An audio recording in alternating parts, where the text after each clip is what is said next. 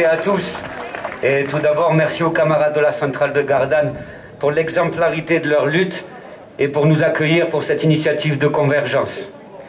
La crise sanitaire, économique et sociale qui nous frappe depuis bientôt 1 an a mis en exergue les effets néfastes des politiques successives sur la capacité de nos hôpitaux publics à répondre aux besoins de santé des populations.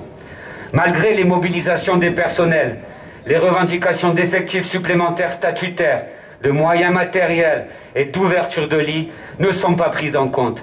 Bien au contraire, les réorganisations de services sont imposées aux agents afin de réduire encore et encore du personnel. En pleine pandémie, comme pour tous les services publics et avec les mêmes logiques, ce gouvernement poursuit la casse des hôpitaux publics, les attaques contre le statut et la mise en œuvre des groupements hospitaliers de territoire, entraînant partout fermeture, privatisation, mutualisation, avec suppression de postes et de lits. Son plan santé 2022 prévoit des hôpitaux dits de proximité, sans réanimation ni urgence.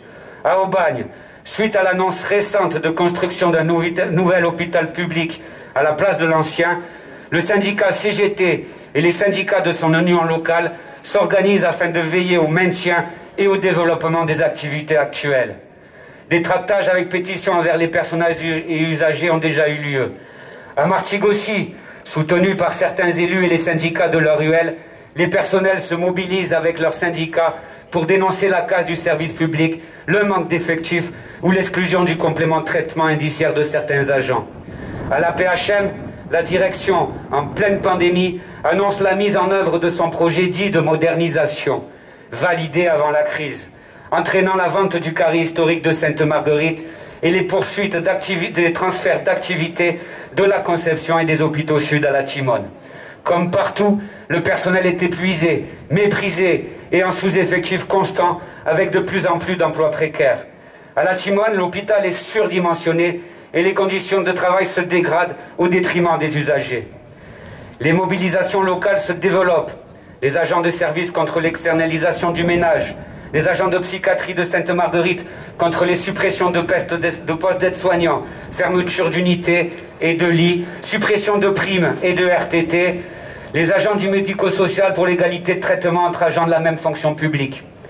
Après la fermeture des urgences et des services de réanimation en 2010, la vente récente des terrains de l'hôpital Salvatore, le départ de la pharmacie de Sainte-Marguerite a été annoncé aux agents pour 2022. Face aux attaques incessantes sur fond d'intérêts privés et spéculatifs, avec l'UL des quartiers sud, a été créé un comité de soutien regroupant partis politiques et associations. De nombreux élus ont été interpellés ou sont venus à la rencontre des agents du site pour apporter leur soutien. La CGT continuera à faire ce qu'elle a à faire, organiser les travailleurs pour amplifier et développer les mobilisations et le rapport de force, pour gagner sur nos propositions et en finir avec cette maltraitance institutionnelle.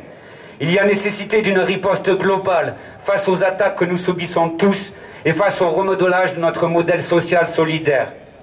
Nous revendiquons le maintien et le développement d'hôpitaux publics pluridisciplinaires de proximité, dotés de toutes les activités nécessaires à la réponse aux besoins des populations.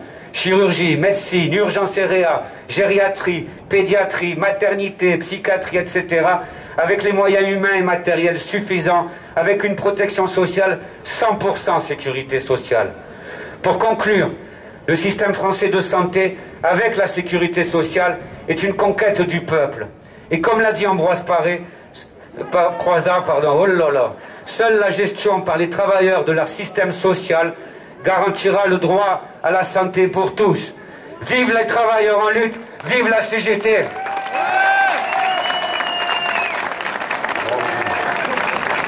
Merci bien.